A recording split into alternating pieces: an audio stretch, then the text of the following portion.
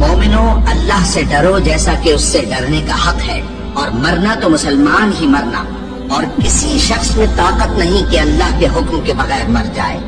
उसने मौत का वक्त मुकर्रर करके लिख रखा है, और जो शख्स दुनिया में अपने अमाल का बदला चाहे उसको हम यही बदला दे देंगे, और जो आखिरत में तालिब सवाब हो उसको वहाँ अजर अदा करेंगे, और हम शुक्रगुजारों को अनकरीब बहुत अच्छा सिला देंगे।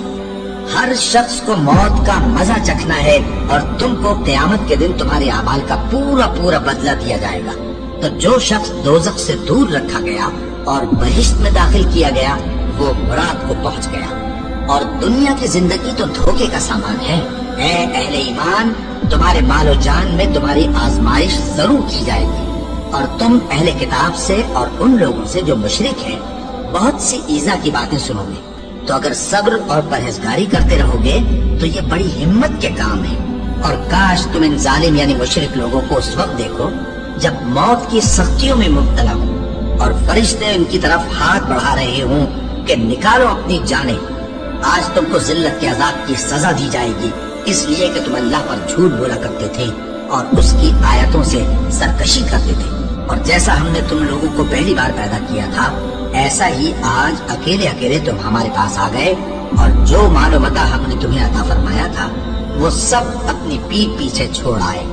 और हम तुम्हारे साथ तुम्हारे सिफारिशियों को भी नहीं देखते, जिनकी निस्बत तुम ख्याल करते थे कि वो तुम्हारे सिफारिशी और हमारे शरीक हैं। आज तुम्हारे आपस के सब ताल्लुकात मुनक़ती हो गए, और जो दावे तुम किया करते थे सब जाते रहे। उन फरिश्तों की कसम जो डूब कर काफिरों की जान खींच लेते हैं, और उनकी जो मोमिनों की जान आसानी से निकालते हैं। फिर जब जान गले तक आ पहुंचती है और तुम उस वक्त की हालत को देखा करते हो, और हम उस मरने वाले के तुमसे भी ज्यादा नजदीक होते हैं, लेकिन तुमको नजर नहीं आते। बस अगर तुम किसी के बस में नहीं हो तो अगर सच्चे हो तो तुम जान को लौटा क्यों नहीं लेते? हमने तुम्हारे लिए मौत को मुकर्रर कर दिया है, और हम इस बात से आजिज नहीं।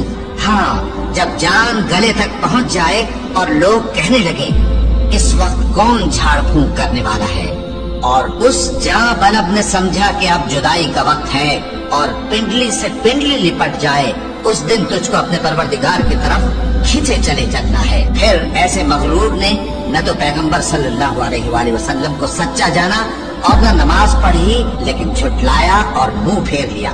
फिर अपने घर वालों के पास अकड़ता हुआ चल दिया। खराबी है तेरी, खराबी पर खराबी है, फिर खराबी है तेरी, खराबी पर खराबी है। क्या इंसान ये ख्याल करता है कि उसे यूं ही छोड़ दिया जाएगा? वो अपने अहलो अयाल ही में मगन रहता था। वो तो ख्याल करता था कि अल्लाह की तरफ लौट कर न जाएगा। क्यों नहीं? उसका परवरदिगार तो उसको देख रहा था। सो मैं शाम की सुर्खी की कसम खाता हूँ, और रात की, और जिन चीजों को वो इकट्ठा कर लेती है उनकी, और चांद की जब वो पूरा हो जाए कि तुम लोग दर्जा बदर्जा जरूर चढ़ोगे, और मौत की बेहोशी हकीकत खोलने को तारी हो गई।